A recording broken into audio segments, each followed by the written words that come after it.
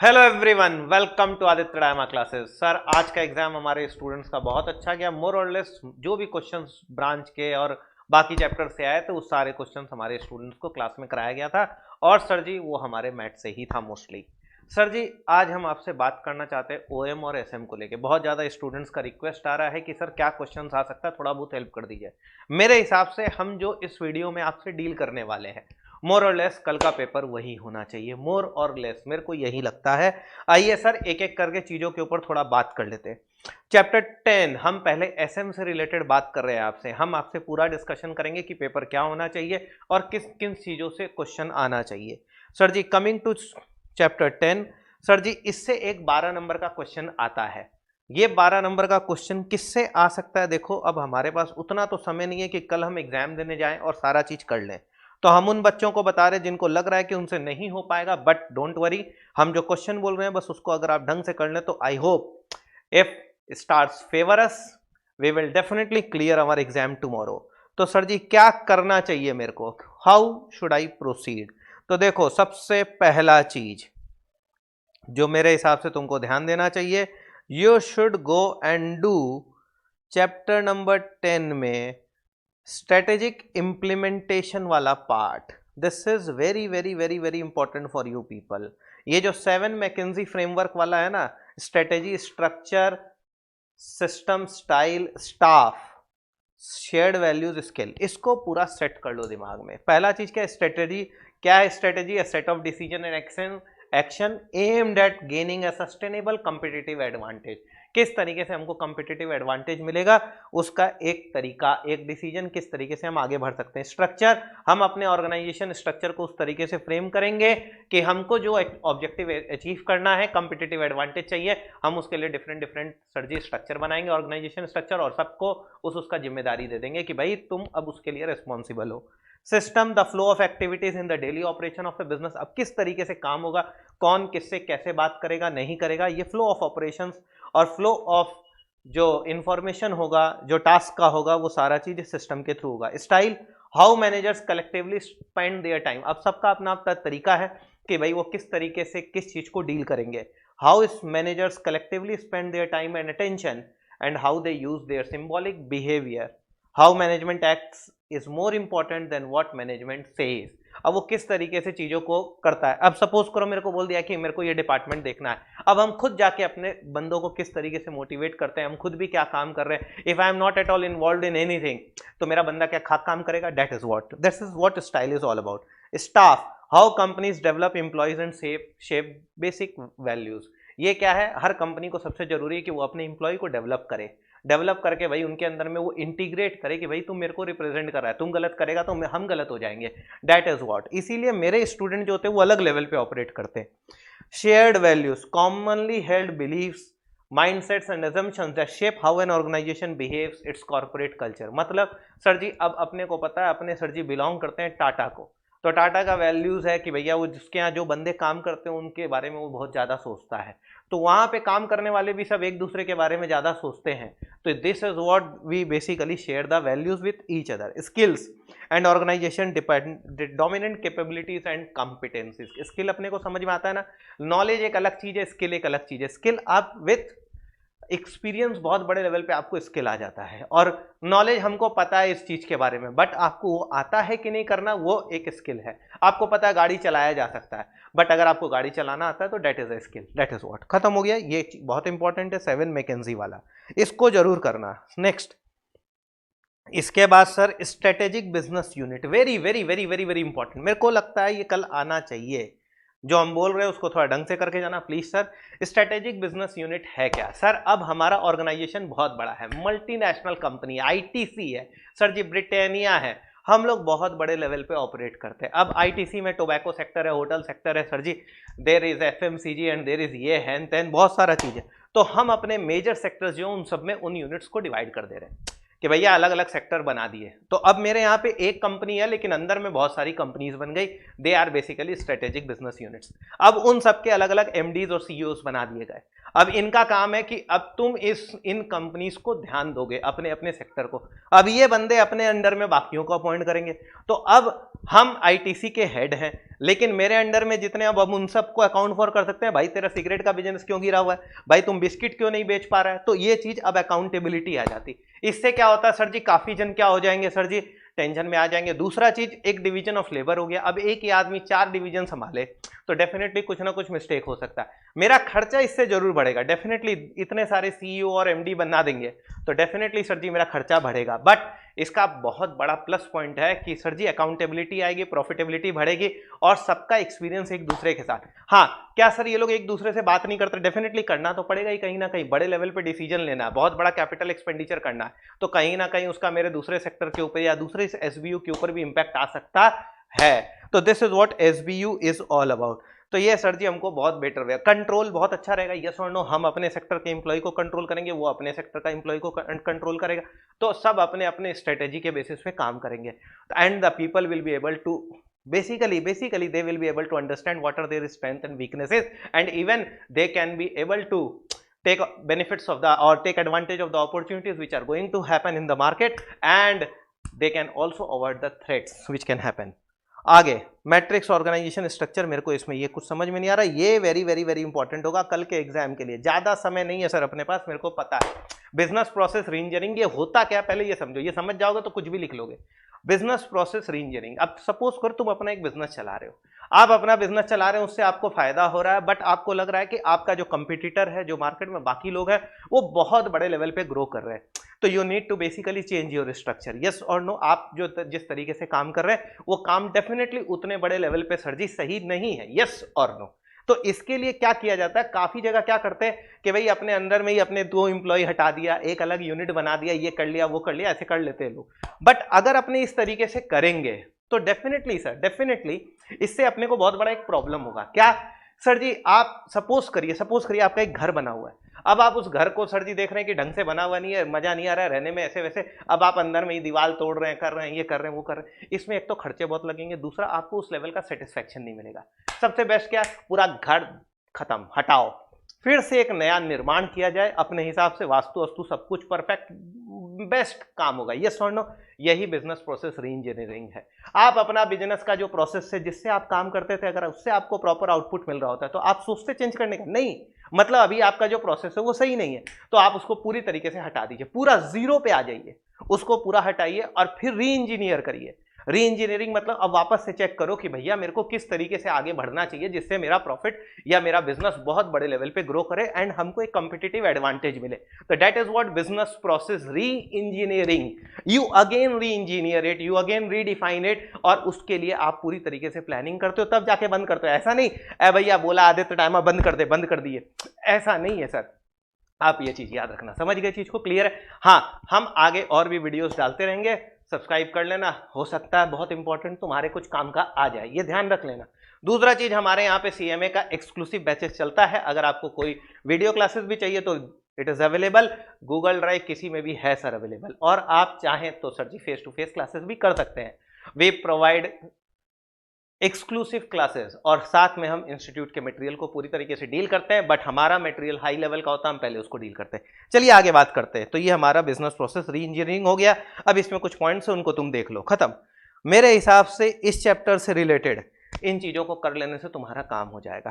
Core कंपिटेंसीज अगर तुम बात करोगे तो एक आदमी जो काम कर रहा है उसका सबसे बड़ा कोर कंपिटेंसी क्या है, उसका सबसे बड़ा इनकम कहां से आता है, उसका मेजर पार्ट क्या है, और उससे रिलेटेड क्रिटिकल सक्सेस फैक्टर्स क्या है। हर बिजनेस का सबसे बड़ा क्रिटिकल सक्सेस फैक्टर होता है उसका कस्टमर, उसके कंपिटिटर्स और कॉरपोरेशन। यस और नो, तो इन चीजों के ऊपर है। बस इस चैप्टर में इतना ही देखना और कुछ मत देखना। काम का चीज हमने 3 बोला है, ये 3 एकदम ढंग से करके जाइएगा, मेरे हिसाब से आना चाहिए। All the best to you people. अब इसके बाद सर जी आइए नेक्स्ट चैप्टर, हम लोग जाएंगे सर जी 3 नंबर चैप्टर हो गया, अब अपने जाते हैं 9 में। आइए 9 से बात करते हैं। ये चैप्टर भी बहुत इंपॉर्टेंट है, इससे भी एक लॉन्ग क्वेश्चन आने का बहुत बड़े लेवल पे चांस है। तो आइए सर 9 में बात कर लेते हैं।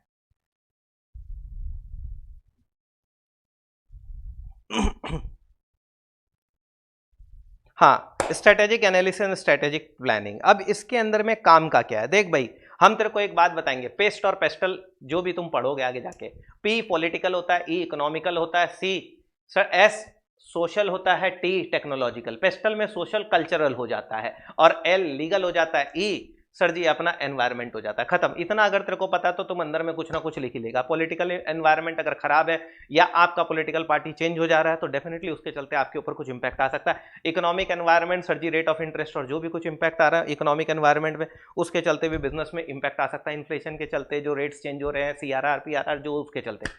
सर जी टेक्नोलॉजिकल, आपकी टेक्नोलॉजी जो है वो फेल हो चुकी है, नया टेक्नोलॉजी आ गया मार्केट में, खत्म हो गया, आप कहानी खत्म आपके लिए, तो आपको अपडेट करते रहना होगा अपने आप को।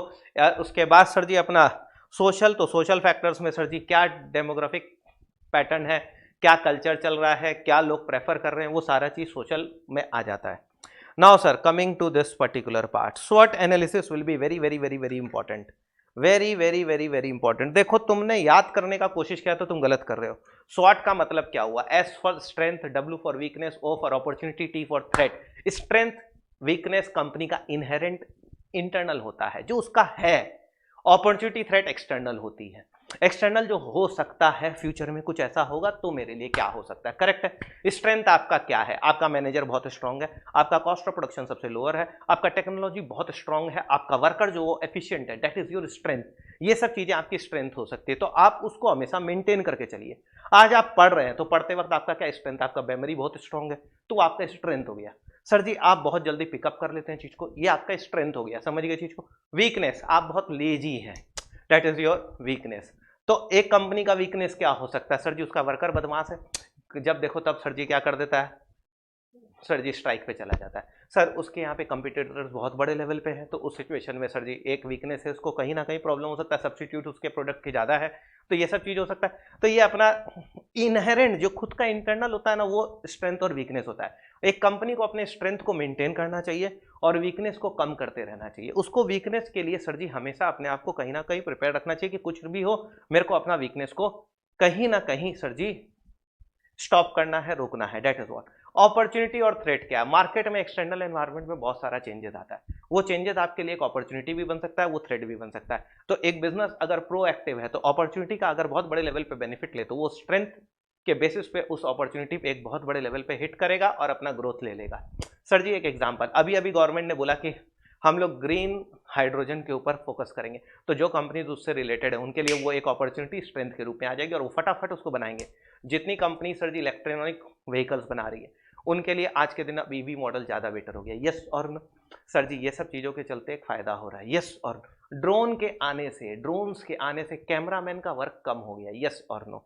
चार चार कैमरामैन जहाँ लगते थे, हेलीकॉप्टर में जाके आदमी फोटो खींचता था, अब ड्रोन भेज देंगे ऊपर से खींच लेगा यार, यस और नो? तो ये आपके लिए एक थ्रेट हो गया, करेक्ट है ना? तो these are what opportunities and threats are.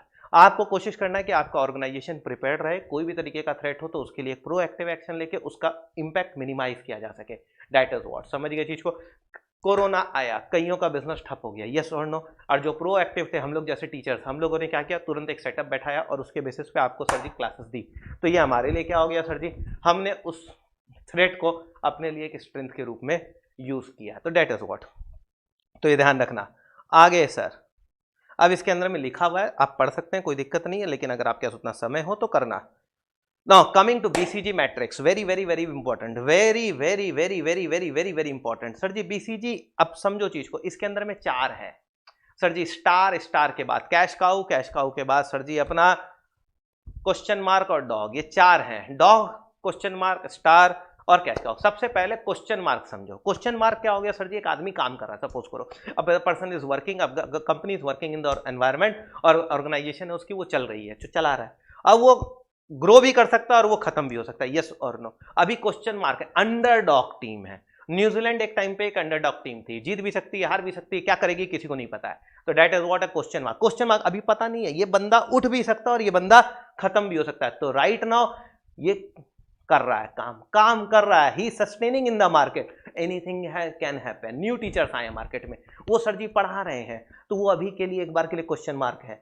वो आने वाले टाइम में अपने मेहनत से आगे बढ़ सकते हैं, नॉलेज से आगे बढ़ सकते हैं सर जी, वो जिस तरीके से काम करेंगे वो आगे भी बढ़ सकते हैं, और अगर उन नहीं काम किए तो दे विल बिकम बेसिकली वो क्वेश्चन मार्क से खत्म हो जाएंगे।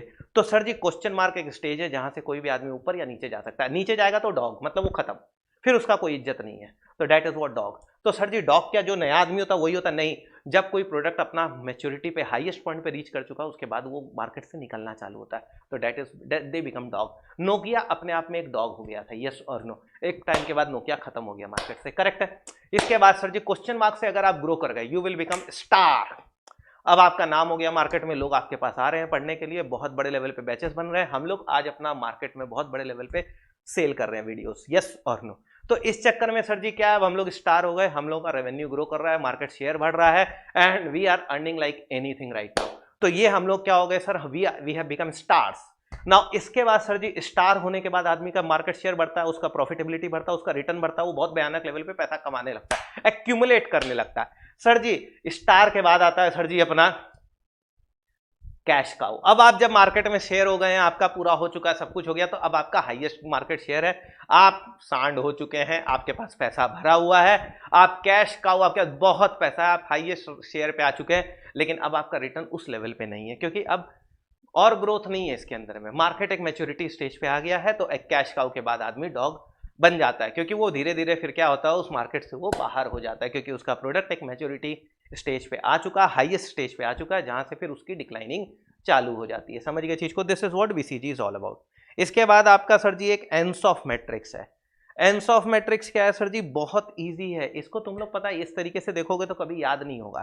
तुम यहां पे बस एक काम करो, इसको एक तरफ प्रोडक्ट कर लो और एक तरफ मार्केट कर लो, ठीक है। अब तुम चीज को समझो, न्यू प्रोडक्ट न्यू मार्केट, चीज को समझो, तुम खुद बनाओ मैट्रिक्स, तुम बना सकते हो, क्यों नहीं बना सकते।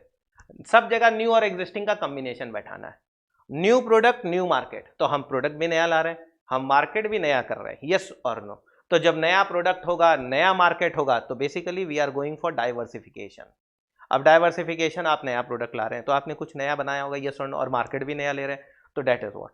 अब अगर हम बोले न्यू प्रोडक्ट एग्जिस्टिंग मार्केट, तो आपका प्रोडक्ट नया है लेकिन मार्केट वही है, तो there is a product development, आपने प्रोडक्ट नया लाया, तो न्यू प्रोडक्ट एग्जिस्टिंग मार्केट, खत्म हो गया चीज। अब इसी तरीके से यहां पे अगर हम लिखें सर जी existing product new market, combination बैठाओ, खुद बैठाओ, प्रोडक्ट एग्जिस्टिंग है, मार्केट नया है, तो मार्केट डेवलपमेंट हो रहा है, क्योंकि प्रोडक्ट का कोई डेवलपमेंट नहीं है, प्रोडक्ट तो वही है।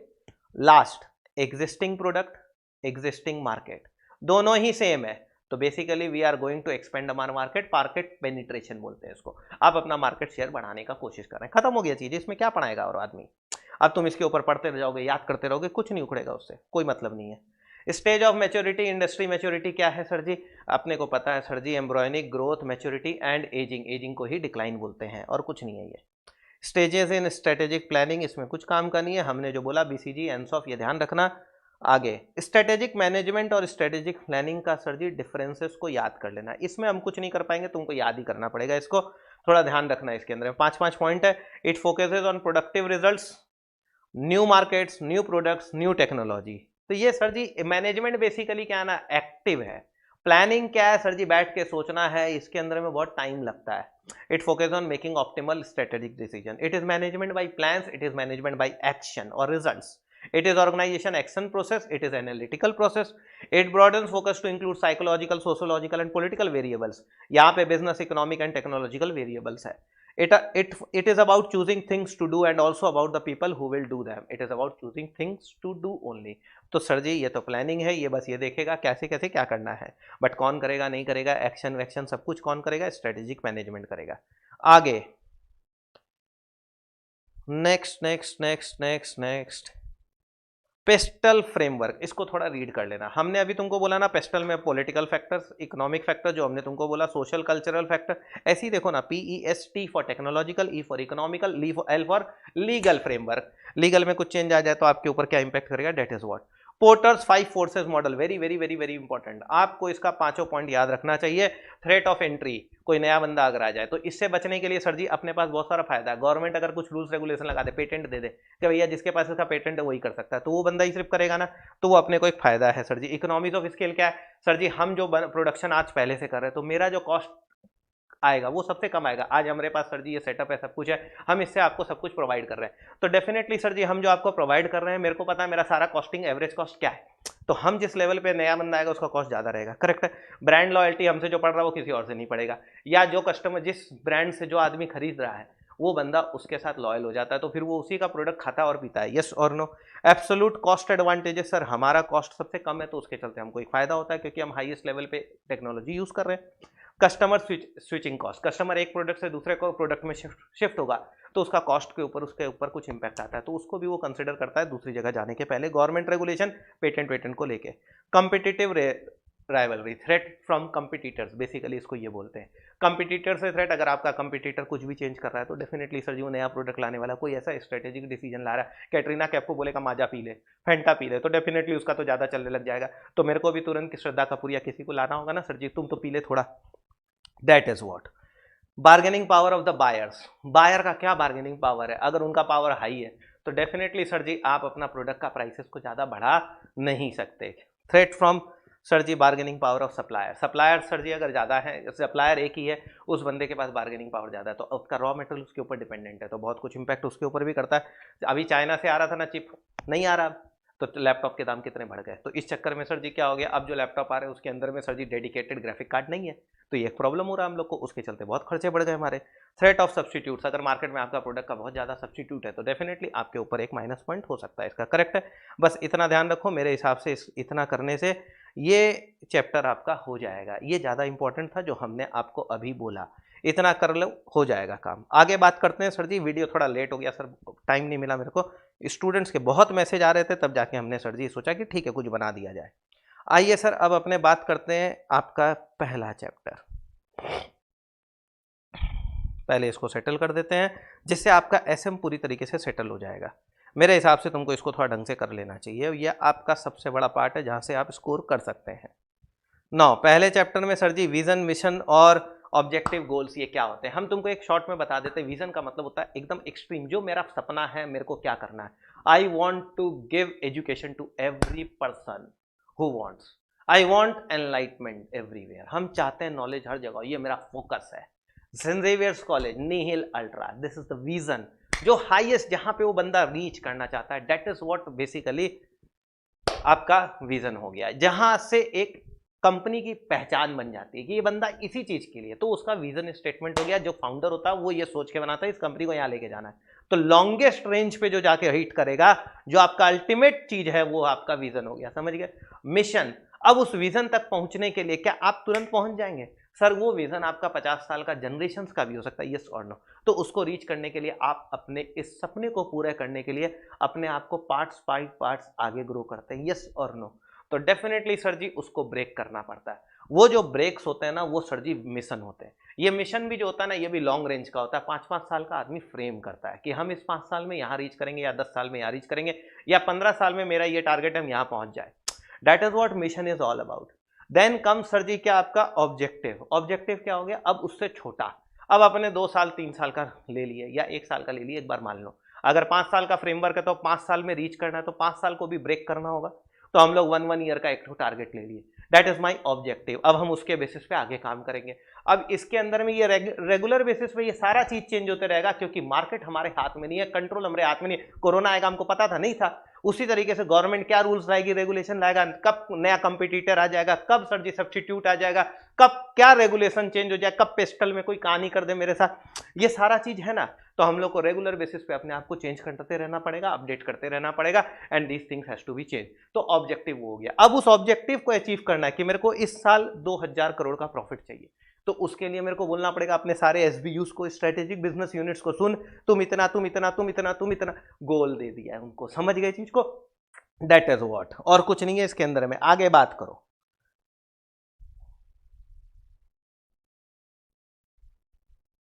आ रहे हैं डोंट वरी।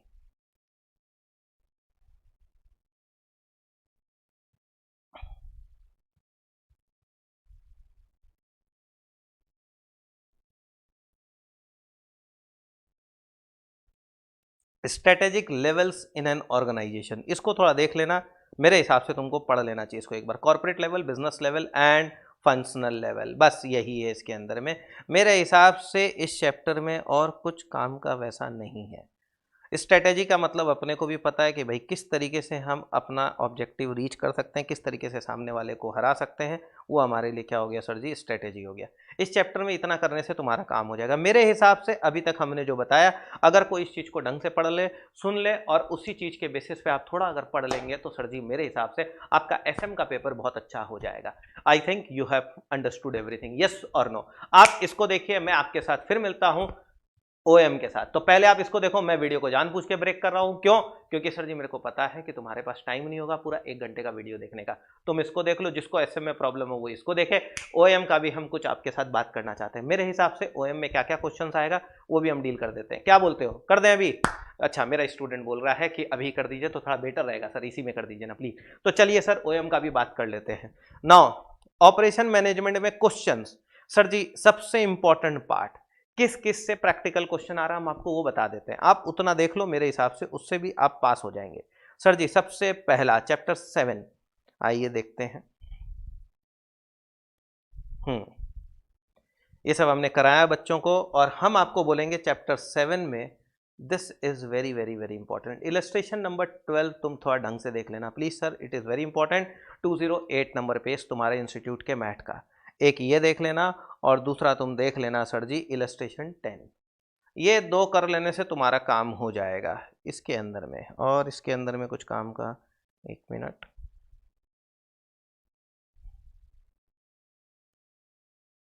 हाँ, एक इलस्ट्रेशन 3 को इंपॉर्टेंट मार्क कर दे रहे हैं, ये थोड़ा देख लीजिएगा बस। ये 3 क्वेश्चन करो इस चैप्टर से, मेरे हिसाब से इससे क्वेश्चन आएगा and that is very very very very important.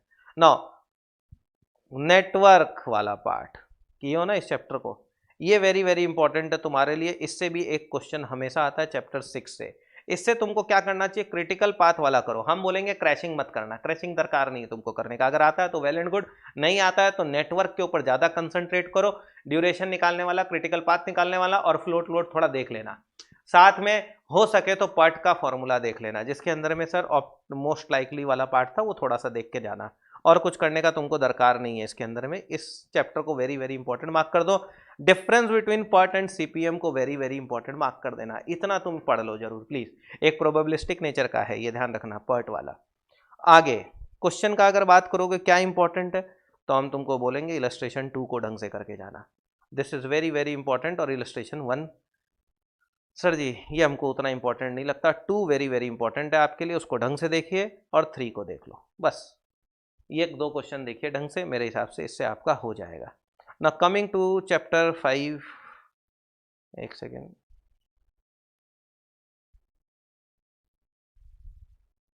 इसके अंदर में देखो मेरे हिसाब से तुमको 9 नंबर करना चाहिए, इंपॉर्टेंट है।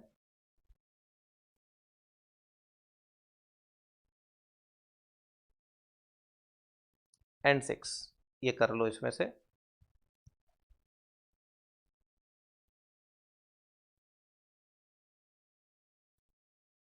एंड हियर इलस्ट्रेशन 4, और कुछ नहीं देखना इसमें। अब अपने को जाना है इसमें 4 में। 4 के अंदर में सर हम आपको बोलेंगे असाइनमेंट, सिमुलेशन, ट्रांसपोर्टेशन, इस 3 को ढंग से कर लीजिए। इसको कर लेने से काम हो जाएगा। और चैप्टर 2 में फोरकास्टिंग वाला जो पार्ट है उसको ढंग से कर लो। इतना कर लेने से तुम्हारा काम हो जाएगा। बस इतना देखिए, इतना करके अगर आप कर सकते हैं मेरे हिसाब से आपका कल का पेपर निकल जाएगा। All the best for tomorrow. And sir if anybody wants to join, हम लोग का नया बैच चालू हो रहा है from 15th of January। You can definitely contact us on the given number, please feel free. और साथ में सर अगर कोई बच्चा वापस अपीयर कर रहा है, उस पास नहीं हो पा रहा, तो we are offering some discounts to them also. You can definitely contact us. Till then do take care of yourself and all the best. हम आपसे फिर मिलेंगे और बाकी चैप्टर्स और किसी सब्जेक्ट के सजेशंस को लेके। Thank you sir, thanks.